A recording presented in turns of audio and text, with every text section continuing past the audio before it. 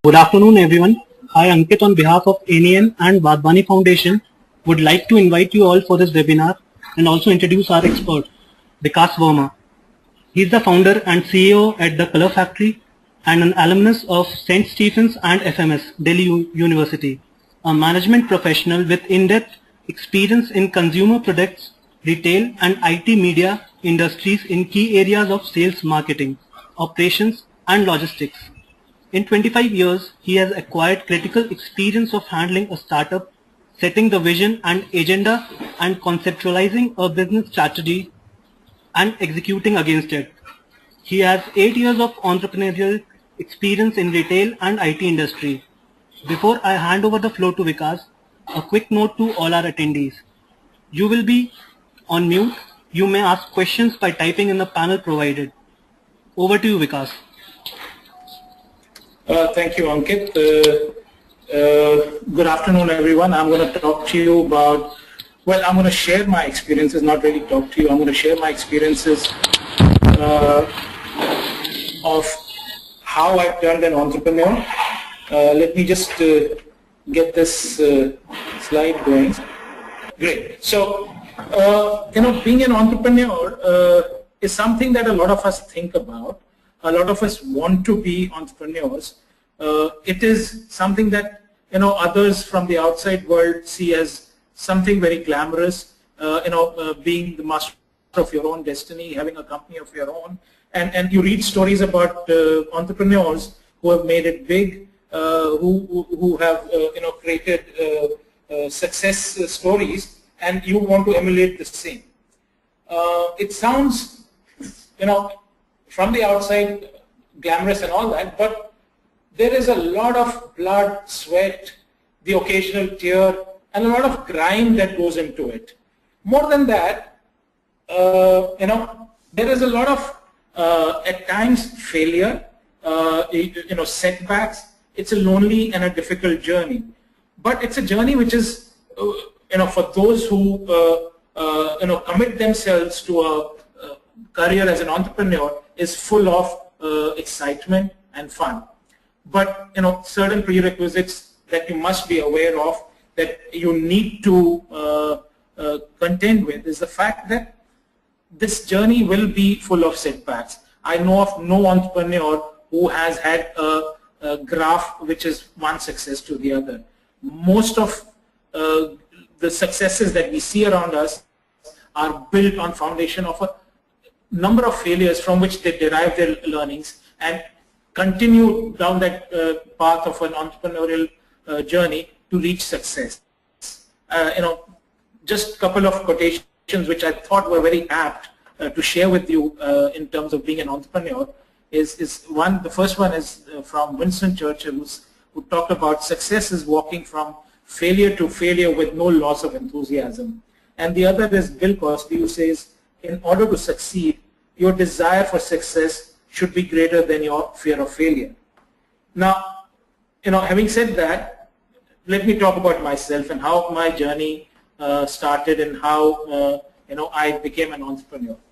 The first brush that I really had with being an entrepreneur was, well, it happened by chance. I was in the middle of a career change, moving from being a sailor to coming ashore and starting a new career there, when my uncle, who was pretty much a seat of the pants entrepreneur and had come up the hard way, offered me a junior partnership in ancillary unit he was at that point in time setting up in the automobile industry. So I was thrown into the deep end of the entrepreneurial pool without any background in business. Learning to put together project reports, business plans, opening bank accounts, interacting with bankers for loans, poring over technical feasibility reports, and so on and so forth. For whatever reasons, that venture did not, get off the ground, and my entrepreneurial dream ended before it started. Well, not really ended. I put it in one corner of my mind. I, at that point in time, then wisely decided, in hindsight, to go and get myself an MBA and spend the next 2 years in a management school learning what business was all about. Now, that is not necessary for anyone who wants to be an MBA to be an entrepreneur to get an MBA, but in my case I did. Coming as I was from a non-business and a non-corporate background, I think it gave me some kind of discipline in my life. But what it also did was, it took me more and more away from being an entrepreneur. What really happens with a lot of us is that we, come out of a business school, we get jobs with fancy salaries, and we settle down, and we have this comfort of a monthly check coming in, and life is very secure, and slowly the entrepreneurial dream begins to recede into a corner somewhere in your mind, and getting cobwebs all around it. Believe me, I was speaking last night to someone who has spent about 25 years in the corporate world as a corporate executive, is turning an entrepreneur, and he was saying the same thing. He says, because the security of a monthly paycheck as years go by and the check becomes fatter and fatter is such a strong exit barrier from the corporate sector, or an entry barrier into the corporate world. Quite often people ask me, what is the right time to become an entrepreneur? Should I look at being an entrepreneur as soon as I finish my postgraduate and my education? Should I wait to gather work experience for 3-4 years and then become an entrepreneur? My answer to such question is that there is never a right time to turn entrepreneur. It's a very individual thing. You need to be ready to be an entrepreneur. You need to believe in your dream. You need to want it passionately. And I think if that is the case, then any time is the right time to turn an entrepreneur. I'll give you an example. After my first brush with entrepreneurship, which happened by chance, then some years later came another opportunity. I had been working for 4 or 5 years, and at that point in time I was working for a multinational company where my job became redundant, and I was given a golden handshake and asked to leave. I was probably one of the first cases in the country of golden handshake retrenchment and things like that. Now at that point in time, I was for some reasons for a few months I found it difficult to get a job again, and I turned to the thought of being an entrepreneur. To be really honest, I wasn't ready for it. It was not something that I wanted to do at that point in time in life, and therefore the attempt that I made to put down my business idea on paper, to create a business plan, to get into the execution mode, were all half-hearted attempts, because mentally I didn't believe in it. There was no passion. And sure enough, a few months later came along a job opportunity, and I latched onto it, and I went back to the corporate career. So the point I'm trying to make is that there is never a right time. You need to be very clear that you believe in your dream, be passionate about it, and then any time is a good time. If you've decided that yes, you're going to be an entrepreneur, and you are very clear and you believe in it, I'm going to give you a few tips on preparing for that journey. And these are very practical tips that I have gathered over the years of being an entrepreneur myself, on a few occasions. Though I have gone back and forth, but eventually I am, at the end of the day, an entrepreneur at heart. What I call the PANT model for entrepreneurs. The P, which is plan, and then plan some more. The A, which is an angel to guide and mentor. The N. I'm going to talk about each of these in turn, so let me just quickly, take you on to the next slide. This was just setting the context.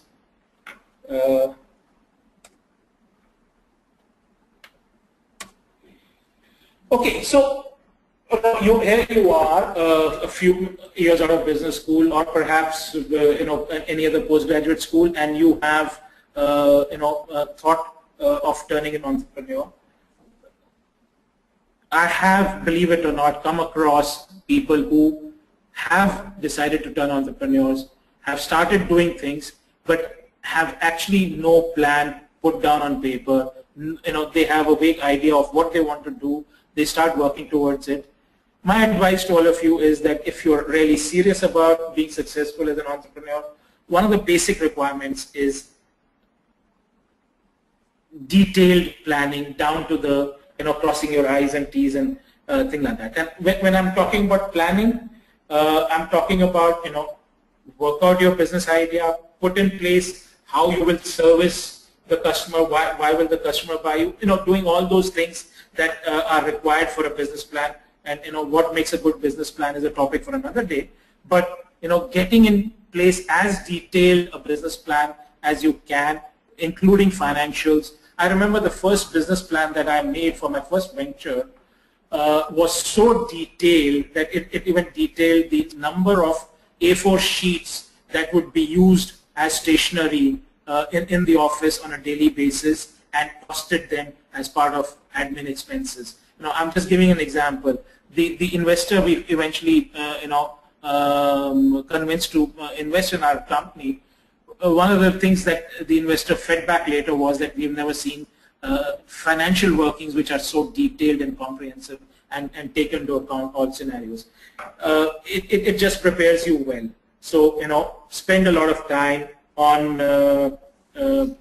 detailing out your business plan, the financials, the idea, working out all details that a potential investor might be interested in, and that impresses them a lot, because that shows that you've done your homework and you have clearly planned out everything. But that is one part of it. I think the business part of it is easy for a lot of people with the relevant backgrounds to come up with that. One area where a lot of us fail to plan when we are wanting to turn entrepreneurs is at the personal level. What is going to happen? At some point in time, you will quit your job and your source of income will stop wherever you might be working, because you might moonlight in the initial stages of your venture when the idea is going, but at some point in time, you will have to stop, and then the money will. So have you planned for stoppage of income, for the cash flows that you get every month? My experience is that you need to start planning for at least 6 months of no income at all, because your business is not likely to generate cash enough from month one to be able to afford to pay you a salary. So therefore 6 months of no income. If you can plan for more, great. What you need to do is you need to estimate what given your lifestyle, what your monthly expenditure is, and plan, understand what your expenses will be for 6, 8, 9, 12 months that you want to build your piggy bank for. And before you turn an entrepreneur, in the run up to that, start putting aside money for that period when there will be no income. Of course, it is quite possible that you are not single, you're married and you have a partner who is earning well. That makes things easy for you. But despite that, I would still encourage people who are turning entrepreneurs to plan for that, how they're going to survive during those initial days when there is no income. That is one thing. The other thing is, a lot of us may not have the, may not be getting into entrepreneurial ventures which are big, which have money right from day one. So a lot of us get into bootstrapping ventures. So where you try to work in a scenario where you want to keep the costs minimum. So you need to plan where would you work from, what kind of an infrastructure you need, how many people would there be as part of the team, and therefore what kind of expenses would there be that you need to look at. Do you operate from home build a small corner in your home as the office. My advice and my experience is, unless you are a hugely disciplined person, avoid doing that. You may operate from a home. Don't operate from your home. Operate from a, take a space on rent in someone else's home and actually get ready every morning as if you're going to work, and go to that place which you call an office, as distinct from home. I am not a huge believer in the concept of small office, home office, unless you are a professional in, like an artist or somebody like that who doesn't, or a photographer or something. But if you're a business person, please make this distinction. I've seen many an entrepreneur who stumble into their so-called office in a pajama suit at 11 and start working on the comp and business planning and things like that. I don't think serious businesses that grow to be successes are built on foundations such as those. Always have a plan B. In Silicon Valley, most successful entrepreneurs that you would come across are those who've had a few failures behind them, and they've learned a lot from those failures. Failures there are celebrated and not something that are looked down upon. Have a plan B, because it is quite possible that your first attempt at being an entrepreneur may not be successful. What are you going to do if the plans that you've laid out are not coming to fruition when you get into the execution mode? Try to be flexible as far as possible. Don't fall in love so much with your business idea that you say, listen, it is this or nothing else. Be open to change, be open to reworking, be open to looking at different possibilities. Even in Color Factory, there were times when we experimented with a number of options when certain things were not working out. We realized that our retail model may not allow us to grow to a scale that we want to, because retail locations are expensive, and the rent revenue ratio given the retail rentals was not something which would allow us to earn high margins. So was there another way of providing our service to the customer, to our customers in some other way? And we developed basis that a new model where we started looking at an arts and craft outsourcing model at schools and educational institutions, which circumvented the rental problem that we had. So therefore, nothing is rigid, cast in stone. Be open to remodeling the entire business concept if things are not going into plan. Be flexible. The next very critical thing to my mind is an angel. Now, why do you need an angel? Everyone needs an angel. An angel is a person who will walk along with you on your entrepreneurial journey. Need not necessarily be an investor himself. It could, though typically it helps if the angel is a person who knows you well, who knows you personally, and has a stake in your business, has invested in your business. But to my mind, a good angel fulfills many roles apart from just giving you the initial startup funding to get going. More often than not, an angel is a person who knows you personally. Could be someone from your family. Hello. Could be someone who knows you personally. Could be someone from your family who's part of your family, or someone you work with. And that person, an angel, is one who's investing in your venture, not because of the business idea, but because of his belief in your ability as an entrepreneur, and not so much the uniqueness of your idea. He would typically invest small small amounts of money, and he plays the role of helping you prove your concept and grow it to a stage where it becomes, the proof of concept is established, and you can go on to then now start looking at expanding that and start talking to intermediate investors who will come in.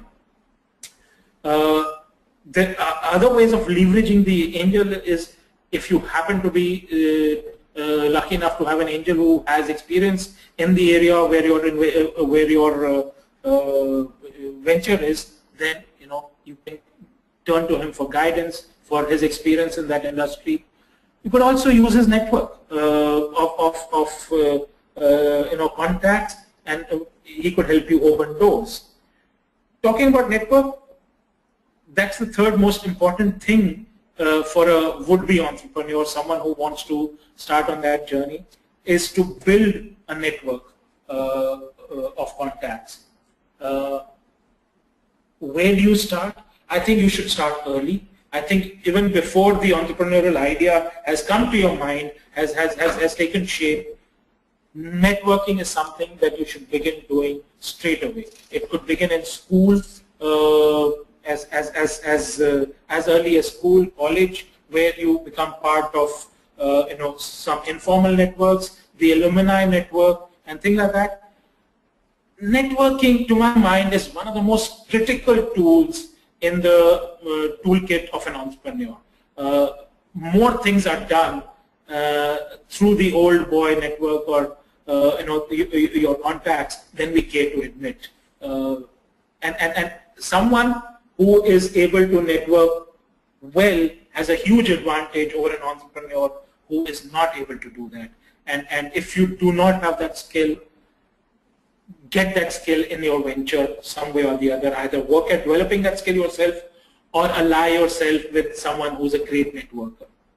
Today, life is easy because of technology. There are social media which allow us to be far more networked than ever before in life, whether it is professional networks like LinkedIn or social networks like Facebook, or even Twitter, Foursquare. You are, if there are techies in the audience, they would know it is such a huge advantage today that we have in terms of reaching out to people, in terms of networking. There are groups. There are virtual groups that I've mentioned. There are also physical groups in the physical world. There are industry bodies. There are bodies like FICCI. There are bodies like CII, and so on and so forth. These are industry bodies. There are private bodies. One example is the one that you're part of, which is the National Entrepreneur Network. How active you are within NEN and how much you network within this entire network is a sign of your networking ability. So cultivate it, nurture it, almost like a garden. Your network needs to be cultured and cultivated over a period of time, because that is a huge asset that you have with you. And finally, the team.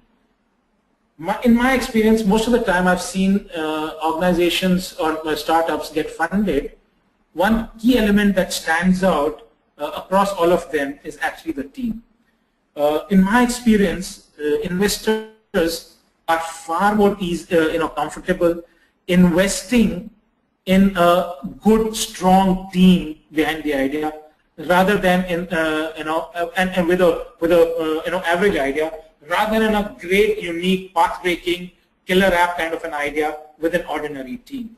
However much technology may overtake us, the fact remains is that execution is done by people, and people come together to create successful enterprises only when there are a few things which work together. For example, they need to have a commonality of passion. They need to believe strongly in something to the extent of setting aside their own personal agendas and coming together with one passion.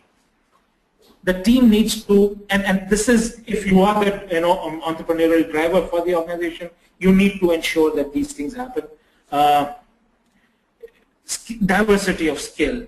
One is you need to have diverse skills, which are also complementary to each other. So I had a situation where there were two of us in a venture.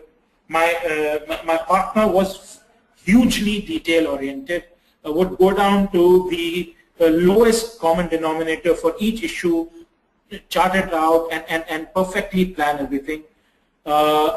Whereas there was another partner who was the big picture, strategic, long term. So the two of them together could take an idea, detail it out, and work out a strategy very, very effectively, because they both brought diverse skills but complementary skills to the table. Third thing important, in the team is the aptitude versus the attitude kind of a thing. Normally when I'm hiring, and I'm not talking about employees only, it's also when you're looking out for partners for your venture, what do you focus on, aptitude or attitude? And this is an important distinction to make, because aptitude is something I can train some person for, but attitude is something which is inherent, and if you do not have the attitude to win, to deliver, to do things together as a team member, and that is something that I cannot ever provide.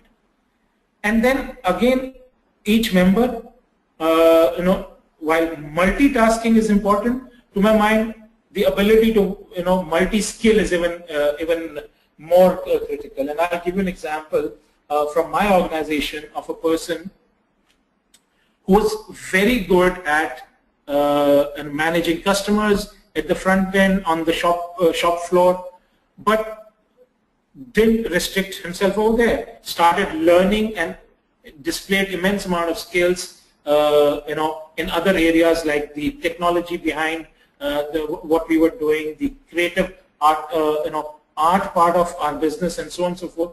And as a result of that, was able to add value to the entire enterprise much more than his position would, as the shop floor front end person would allow him for. Now, if you can bring all of this together, and this is towards the end of your planning for the entrepreneurial venture. So you've planned your business, your personal finances, how you're going to operate the infrastructure. You have a angel who's mentoring and guiding you, who's helping you connect, who's helping you with some amount of funding and proof of concept. You have a network on which you can tap to open doors to create opportunities for you, and you have a great team. If all these ingredients are together, your journey will be successful halfway, even before beginning. And happy to take questions. This is some brief introduction to how the factors that you should consider while planning your entrepreneurial journey. Thank you.